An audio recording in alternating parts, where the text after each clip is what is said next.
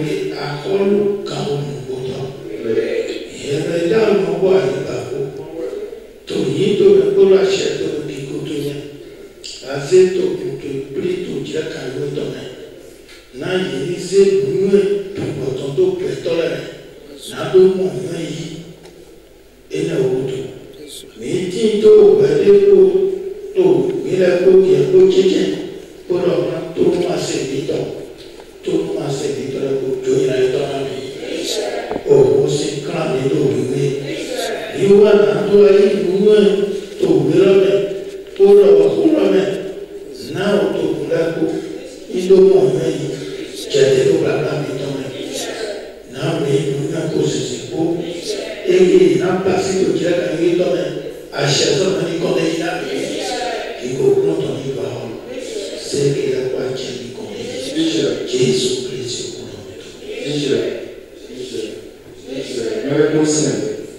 Chers frères et sœurs dans le Seigneur, ensemble, depuis votre position, remercions d'abord l'Éternel Dieu le Père Tout-Puissant pour sa grâce sur notre vie et l'opportunité qu'il nous offre d'écouter une fois encore sa parole qui donne la vie. Que son Saint-Nom soit loué de génération en génération. Le thème retenu par la coordination pour l'enseignement du peuple de Dieu ce jour nous invite à méditer sur le chrétien et la richesse. Pour aller d'abord dans le vif du sujet, nous allons commencer par un développement introductif. Symbole de prédominance des valeurs matérielles, la richesse prend de plus en plus une grande part dans les soucis de la vie pratique. Le goût du bien-être a désormais remplacé d'autres aspirations plus élevées, disons même plus spirituelles. Tout est maintenant envisagé sous l'angle de l'argent, c'est-à-dire le travail, la famille, l'éducation, même parfois la religion. Notre civilisation tout entière est fondée sur l'argent. Il la conditionne, il la modifie profondément. L'argent est la mesure de toute chose, même de toute valeur. Même sa suprématie sur notre civilisation, loin de diminuer, poursuit inexorablement sa marche triomphale. Nous pouvons, en tant que chrétiens, nous demander quelle est notre attitude vis-à-vis de la richesse, vis-à-vis des biens matériels de ce monde. Pour aborder cette problématique, nous allons d'abord clarifier les concepts de chrétiens, de richesse. Nous allons voir les approches bibliques sur la richesse, les défis et les tentatives liées à la richesse, puis montrer l'impact social de la richesse. Sans plus tarder, nous voyons dans les écrits que le chrétien est un disciple du Christ. C'est quelqu'un qui se soumet à l'évangile de Dieu sous l'action du Saint-Esprit. C'est celui-là qui, grâce à l'aide du Saint-Esprit, travaille pour la régénération de son âme. Ses pensées, toutes ses affections sont portées vers Dieu. C'est celui qui reconnaît en Jésus son sauveur. C'est celui-là qui s'en remet à lui pour son salut, pour le pardon de ses péchés. On l'appelle disciple de Christ. Il faut noter que les disciples de Christ furent appelés chrétiens par ceux du dehors, ceux qui ne sont pas dans la communauté des croyants à l'époque de Jésus. Mais ce nom a traversé des époques et on continue d'appeler jusqu'à aujourd'hui, jusqu'à nous, disciples de Christ, on continue de nous appeler chrétiens. Venons-en à la richesse. La richesse, c'est l'abondance de biens, c'est l'abondance d'argent. Quand nous voyons un peu dans l'Ancien Testament, nous voyons au temps des patriarches, même longtemps après les patriarches, que la richesse est constituée par l'importance des troupeaux, le nombre de têtes de bétail, de serviteurs possédés par le chef de famille, les biens matériels. Nous pouvons prendre l'exemple de Job, dans Job 1, verset 3. L'exemple de Nabal, dans 1 Samuel 25, 2. Nous pouvons aussi prendre l'exemple du patriarche Abraham dans Genèse 13, verset 2. Nous pouvons dire là que la richesse est tout ce que possède un homme pour son épanouissement. Mais là, le Nouveau Testament n'est pas resté en marge par rapport à la richesse.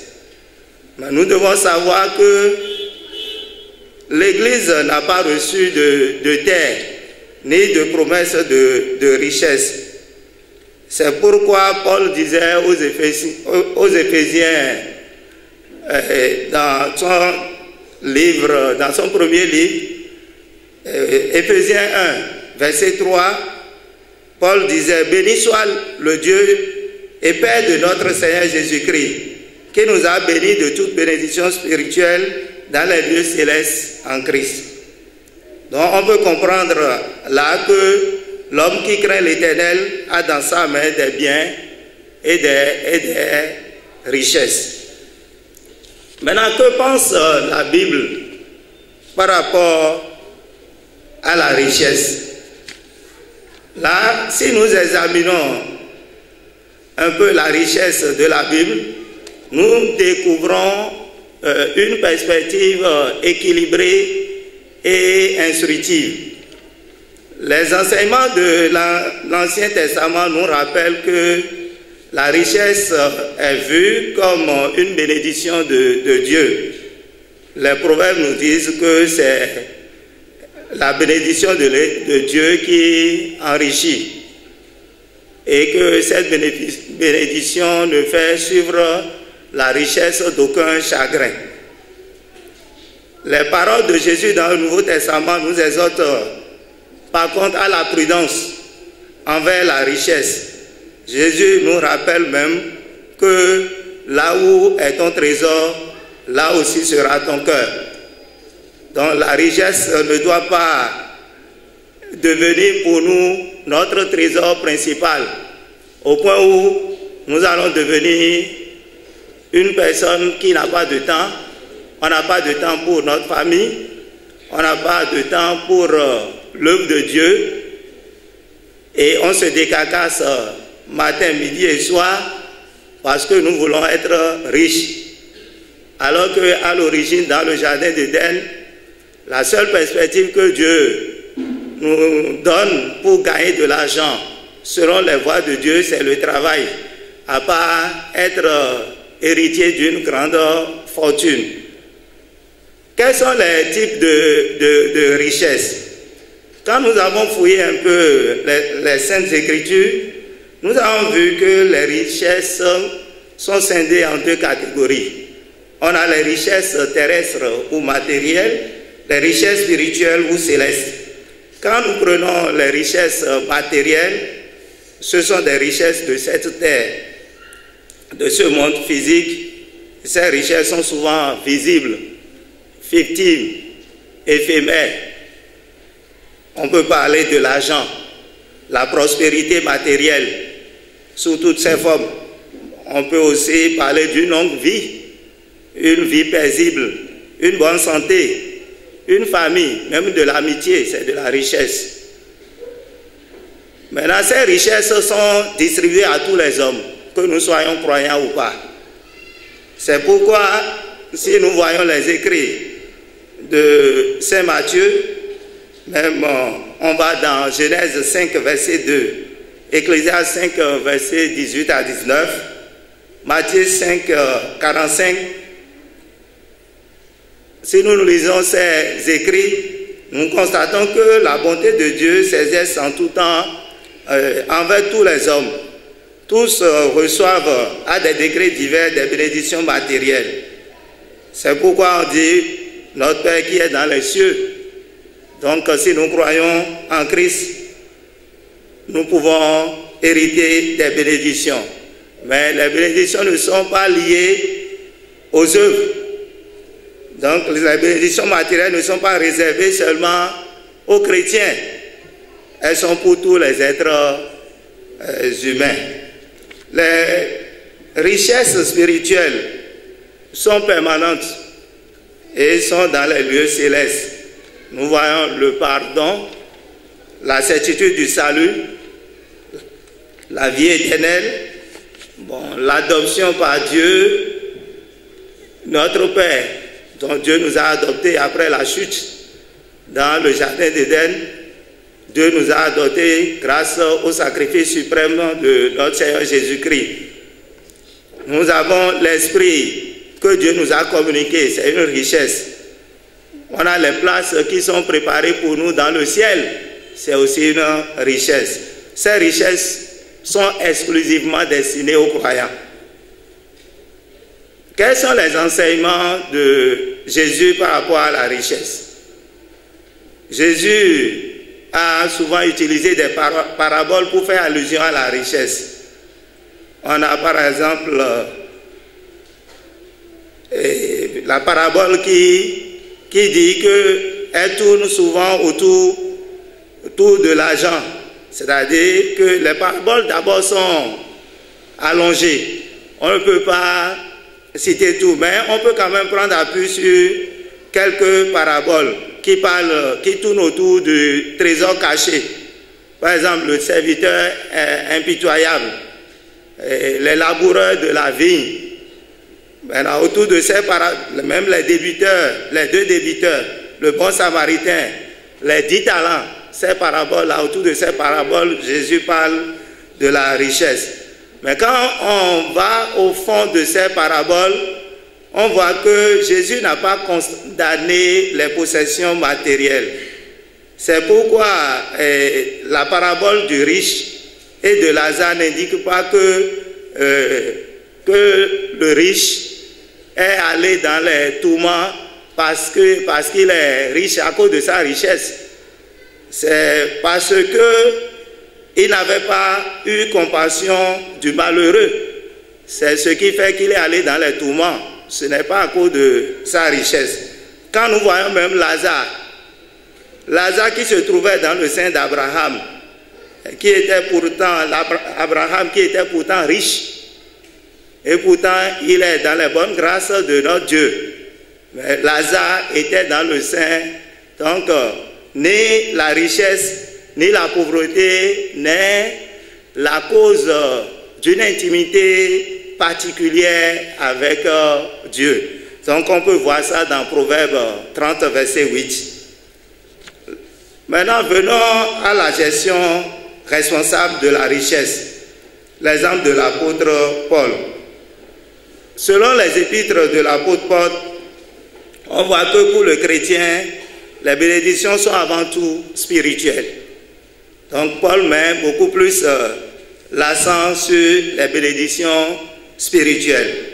Donc il dit que ces bénédictions sont immenses et sont souvent le salut, le pardon, le rachat par le sang précieux de Christ, l'héritage céleste, la présence du Saint-Esprit dans le croyant, sans compter la joie et la paix dans le cœur lorsque nous avons le bonheur de connaître Jésus. Quand on évolue un peu, nous allons voir aussi que nous sommes appelés à nous approprier les bénédictions spirituelles par la foi.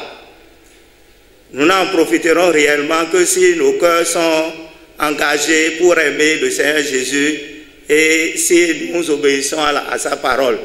Donc si nous acceptons Jésus, nous allons bénéficier des richesses spirituelles. Venons maintenant à la planification financière dans une perspective chrétienne.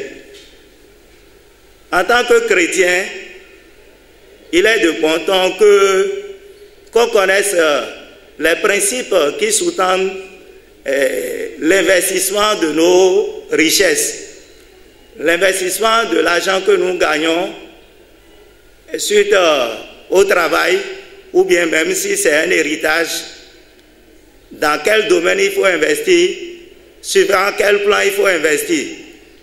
Le chrétien doit savoir que d'abord l'argent et la richesse font partie du monde mauvais. C'est pourquoi Jésus même nous dit dans Luc 16, verset 11, « Prenez garde aux mammons ». Mammon, une sorte de divinité qui pousse à la part du gain facile. Donc la richesse, le chrétien n'a pas à courir derrière la richesse au point où il peut trouver des voies qui ne sont pas des voies divines pour pouvoir chercher la richesse comme on le voit de nos jours.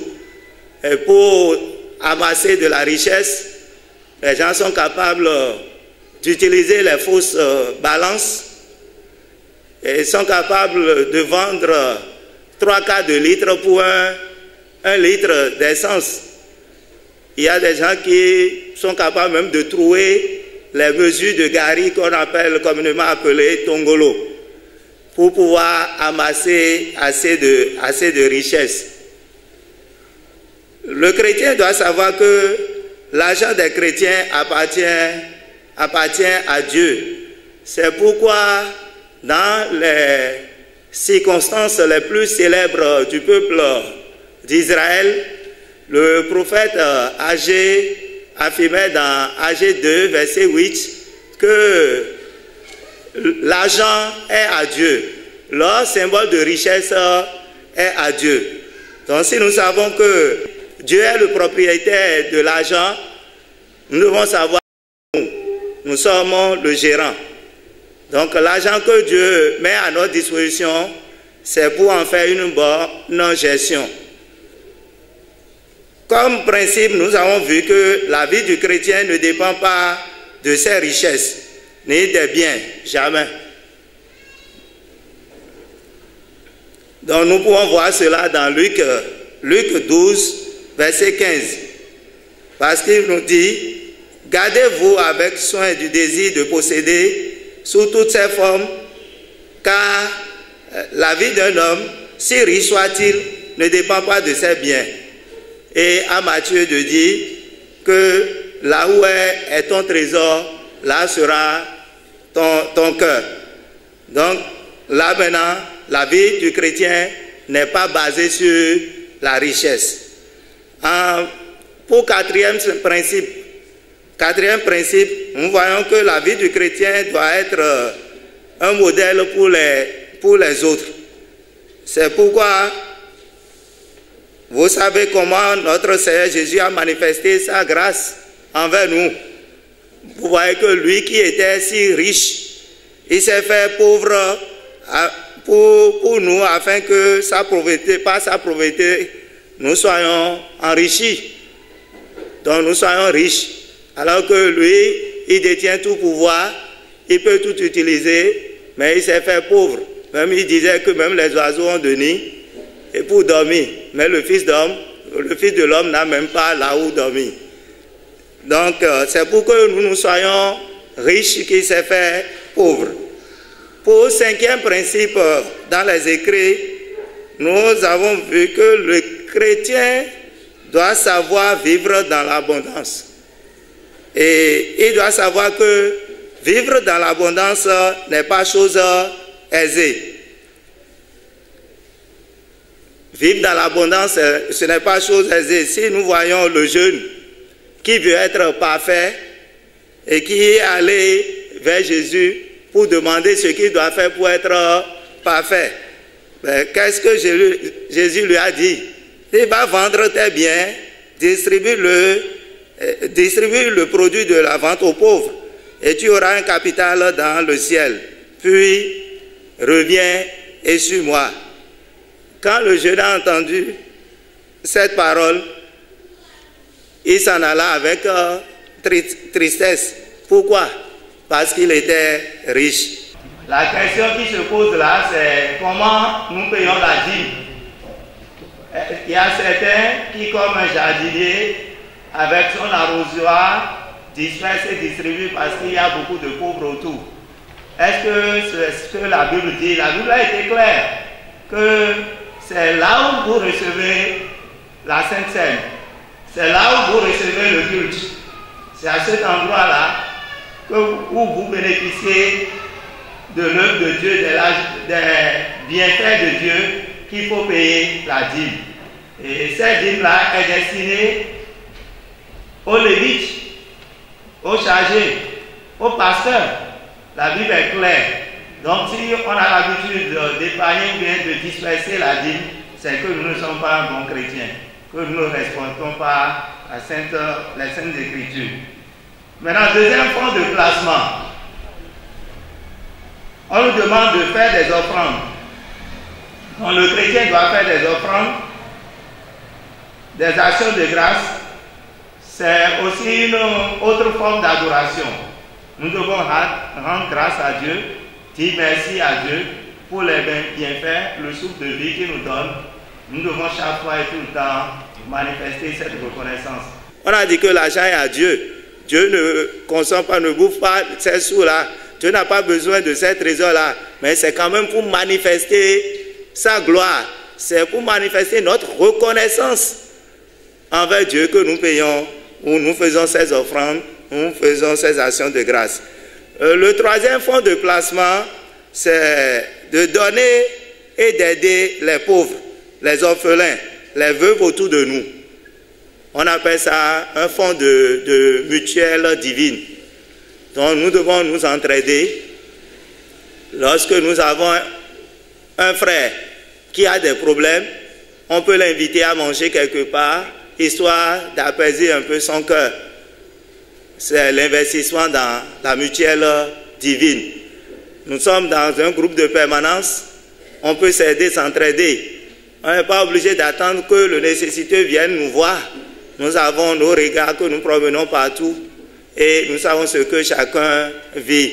Donc on peut investir dans ce fonds.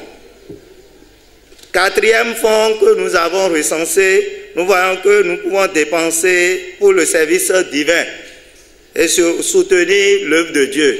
À ce niveau, comment comprendre que sur certaines paroisses où l'église est bâtie avec des matériaux précaires, il y a des riches, de hauts responsables, des personnes nantis qui viennent là et on ne soutient pas l'œuvre de Dieu. Donc avec notre richesse matérielle, il faut contribuer à la construction de la paroisse, à la construction de l'église. Et en dernier ressort, le cinquième fonds de placement, nous demandons de dépenser pour la croissance personnelle de sa foi.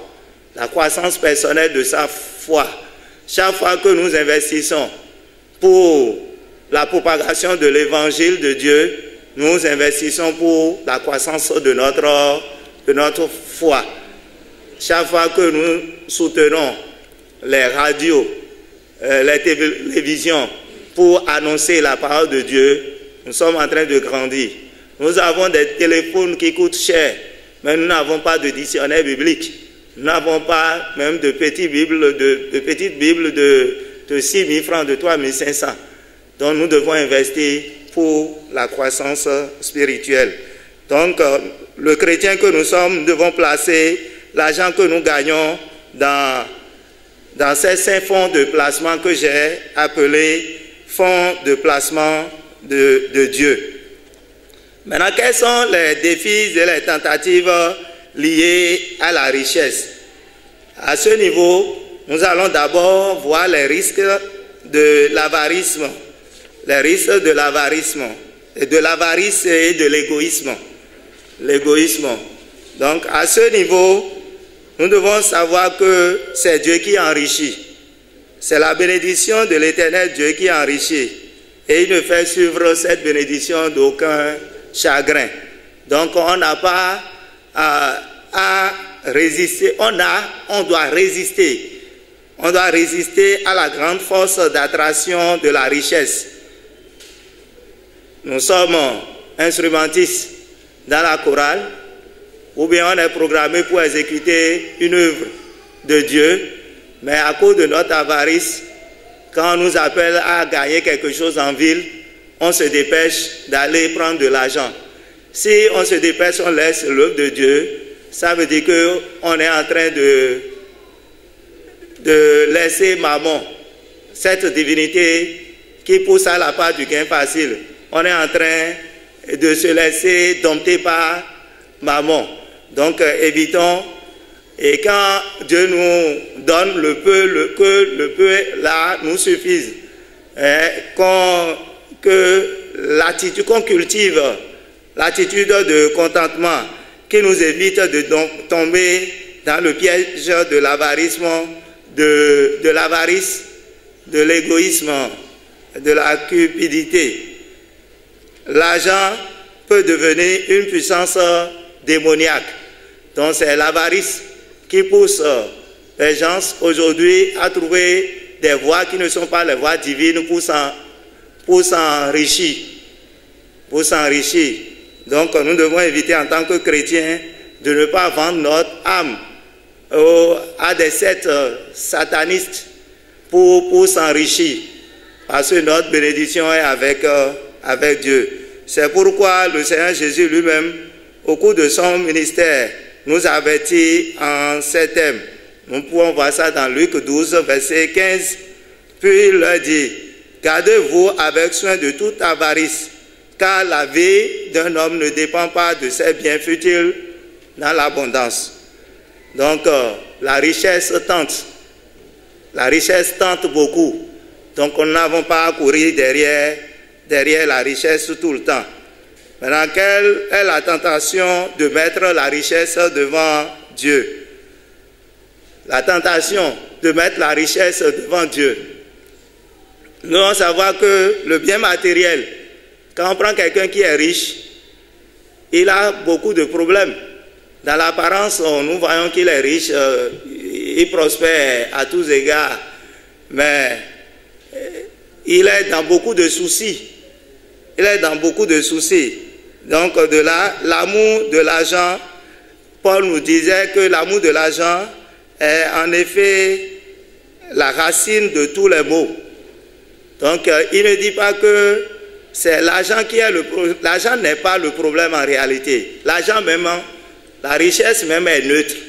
C'est le rapport que nous développons, notre relation avec la richesse, c'est ça qui constitue le problème.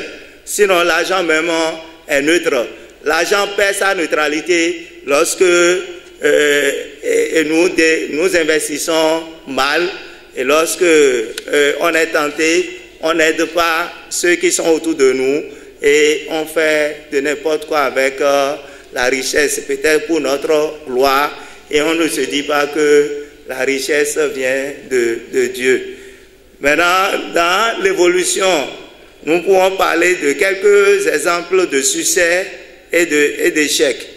Parce que les minutes qui nous ont été accordées ne nous permettent pas d'aller dans le tréfonds, mais avec les questions, les échanges, on pourra maîtriser et voir un peu de quoi il est question. Mais quand même, permettez-nous de continuer un peu. Donc on va voir quelques exemples bibliques de succès et d'échecs. La Bible mentionne que des personnes fortunées pour qui l'argent ne constitue pas un frein pour leur relation avec Dieu. On peut les citer. Il y a Abraham, il y a Isaac. La liste n'est pas exhaustive. Jacob, Job, David, Joseph d'Arimathée.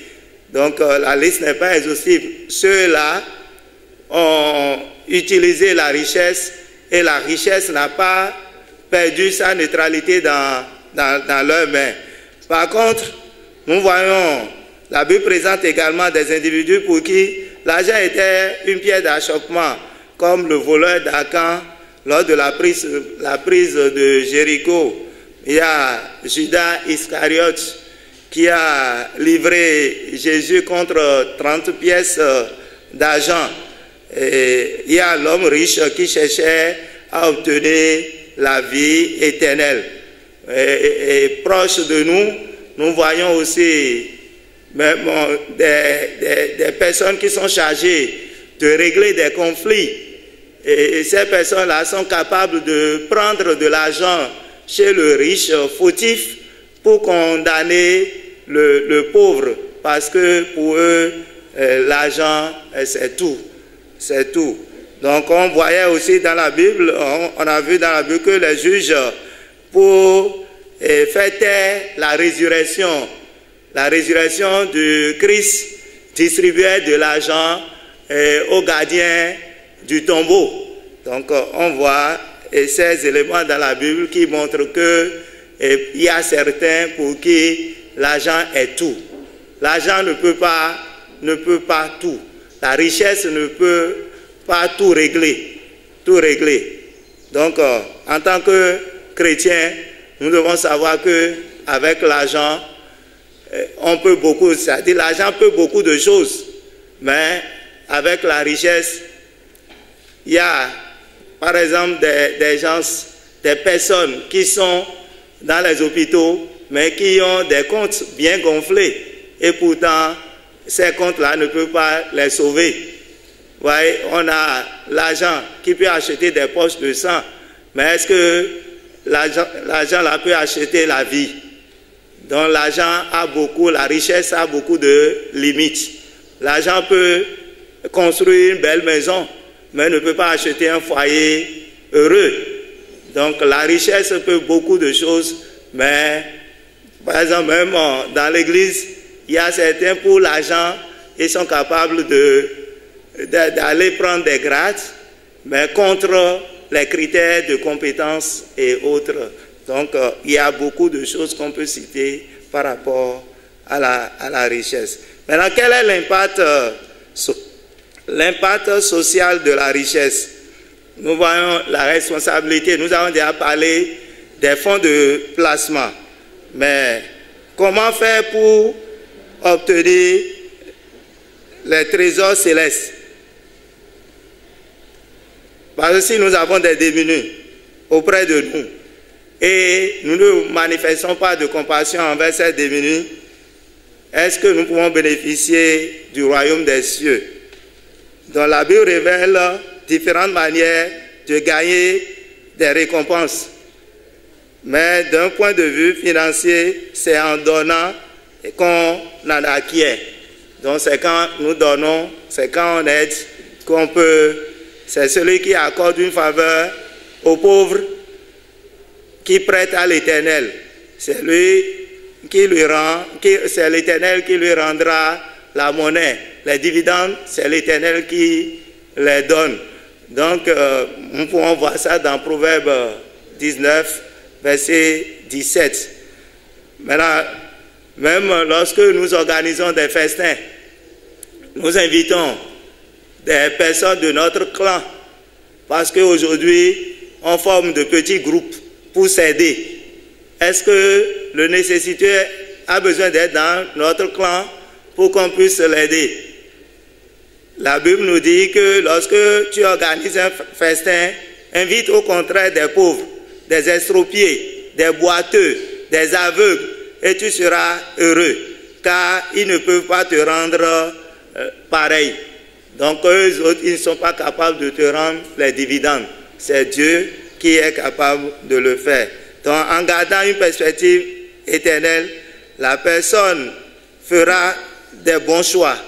Donc il ne faut pas s'amasser des richesses pour soi, des richesses oxydables.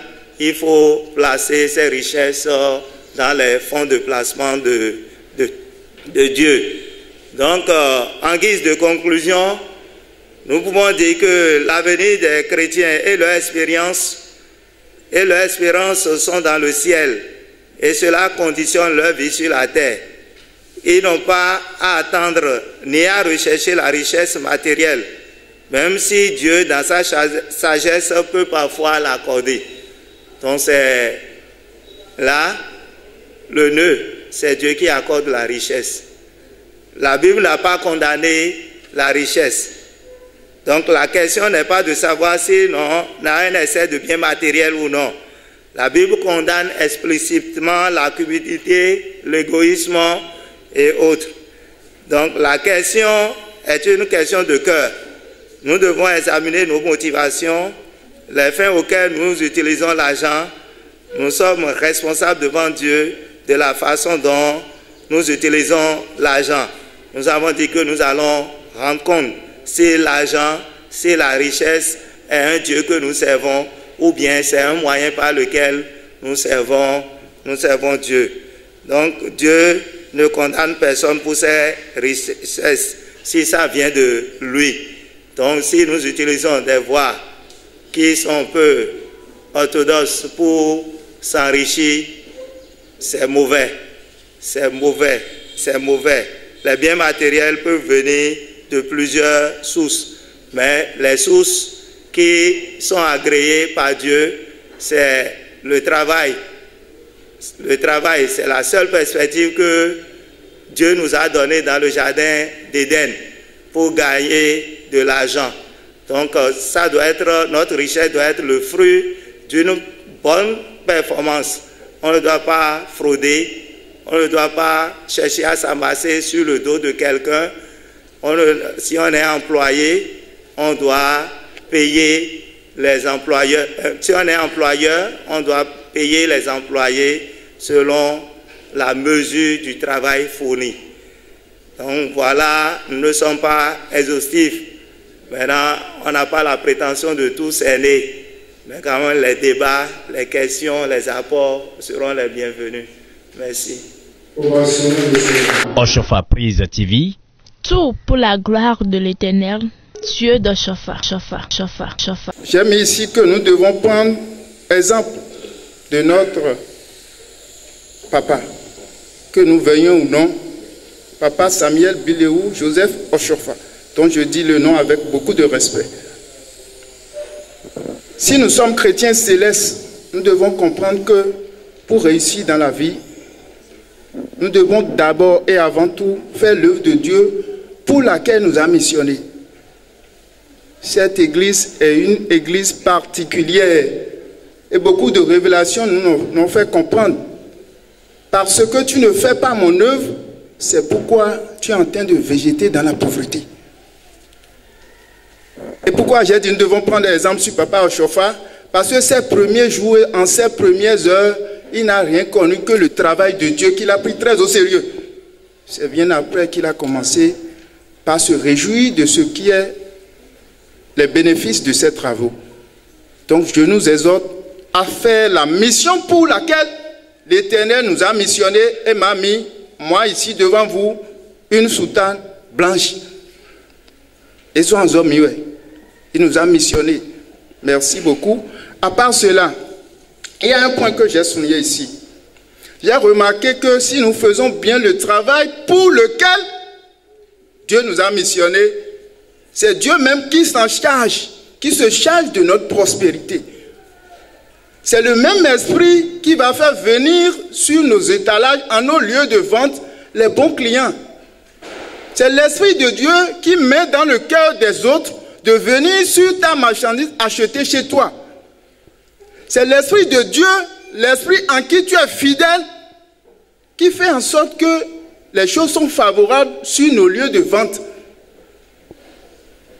Je vous remercie. Je voudrais apporter ma petite contribution à ce qui est développé.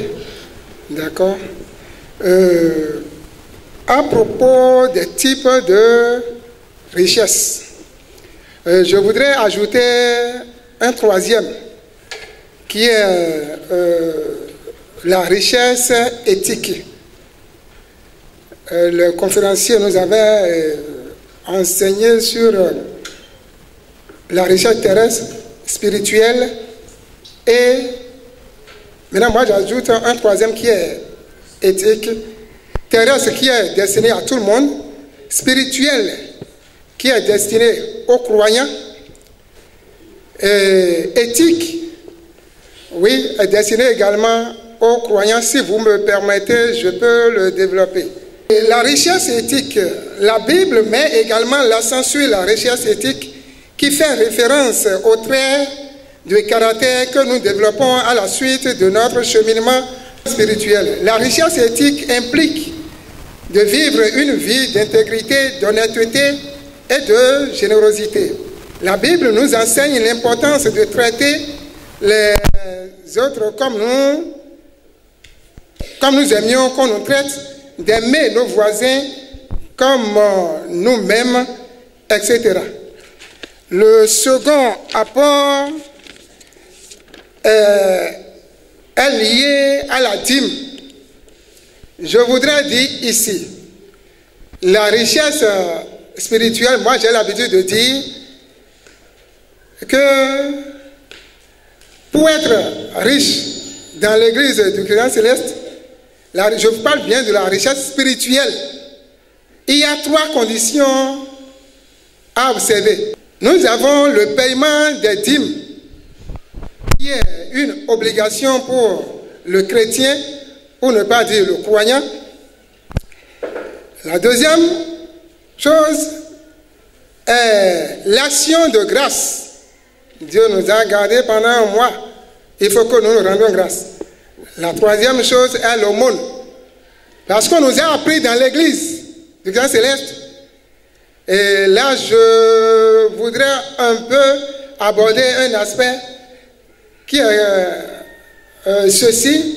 Lorsque vous faites de l'aumône, quelqu'un qui prépare et amène à l'église, peut-être au niveau des fidèles, il y a des gens qui n'ont pas trouvé à manger. À la fin du culte, et ils mettent quelque chose dedans. Alors, le fait de remuer la bouche une fois, ça veut dire merci. Amen.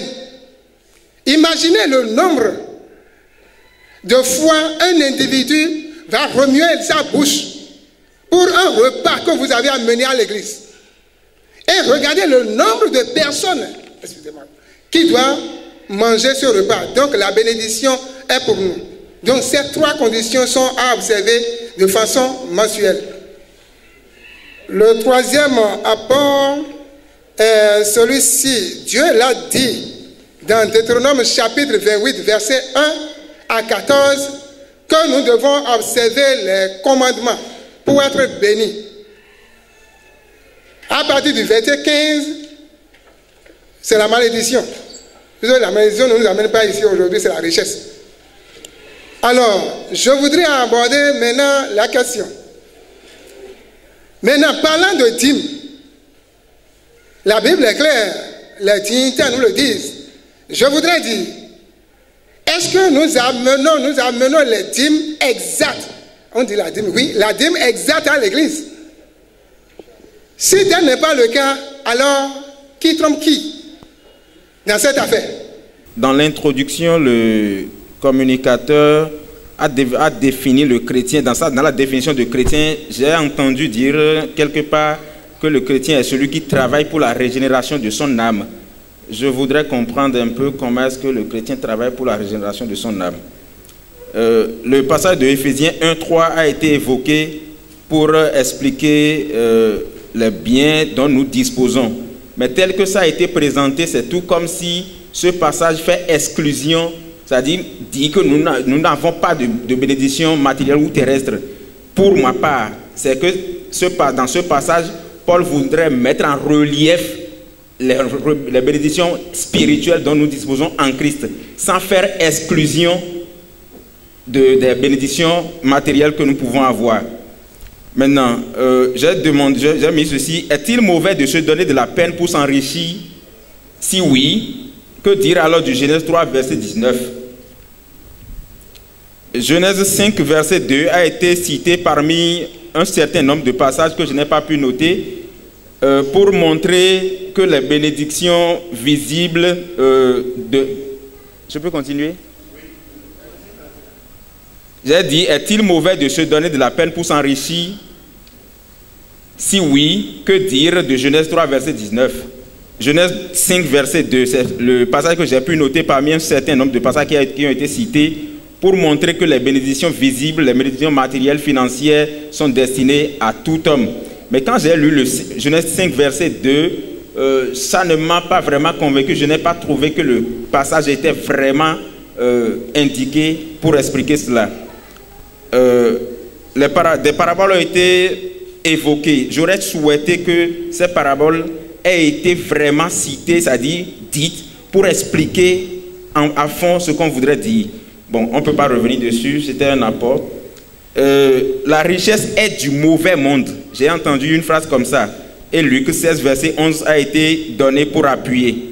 Alors, je dis, si c'est cela, si la richesse est du mauvais monde, alors que dans le même exposé, on m'a évoqué AG 2, verset 8, pour montrer que l'or et l'argent viennent de Dieu. Est-ce que Dieu est dans le mauvais monde? Christ s'est fait pauvre pour que nous soyons riches. Alors, que dire encore par rapport à la première affirmation? 2 Corinthiens 9, verset 8, et Dieu peut vous combler de toutes sortes de bénédictions afin que... Bon, je voudrais qu'on revienne dessus. Pour devenir riche, ce n'est pas facile. Et l'exemple du jeune homme riche a été donné. Je pense que là aussi, ce n'était pas vraiment indiqué pour appuyer ce que vous voulez dire. Mais je pense plutôt que c'est difficile d'entrer dans le royaume des cieux avec les richesses. Je pense que c'est ce que le passage là veut mieux dire. L'avarice conduit à la recherche de richesses par toute voie. Luc 12, verset 15 a été évoqué. Et je pense que là aussi, Luc 12, verset 15, parlant de l'avarice, ce n'est pas dans ce sens-là. C'est plutôt la cupidité qui conduit à la recherche de biens par n'importe quelle voie. Et pour finir sur mes questions, avant de faire un petit apport, est-ce que la pauvreté détermine le sort du pauvre au dernier jour? Maintenant, quelques apports. Que celui qui possède la richesse reconnaisse que tout lui est venu de Dieu, pour ne pas s'enorgueillir, glorifie Dieu par ses bonnes œuvres. 1 Corinthiens 4, 7, 2 Corinthiens 9, 8. Que celui qui veut avoir la richesse sache que c'est Dieu qui donne la richesse, comme ça a été dit, Proverbe 10, verset 22, et que travaillant, conformément à Genèse 3, 19, et priant, Matthieu 6, verset 11, Philippiens 4, verset 6, il attende Dieu dans sa souveraineté, sachant qu'il est Jéhovah Jireh. Que celui qui croit être pauvre se contente de sa condition, si tant est que cela ne dépend pas de lui, comme le dit 1 Timothée 6. 1 Timothée 6, je pense, verset 6, pour échapper à la tentation. Maintenant, pour finir, que nous soyons riches ou pauvres, évitons à tout prix la cupidité qui ne peut entrer dans le royaume de Dieu, comme c'est mentionné dans 1 Corinthiens 6, verset 10, et travaillons pour le salut de nos âmes, cherchons premièrement le royaume des cieux, Matthieu 6, verset 33, conformément à notre cantique 232, Miwazo, Nalewe, Bigbo, Mitonton. Merci.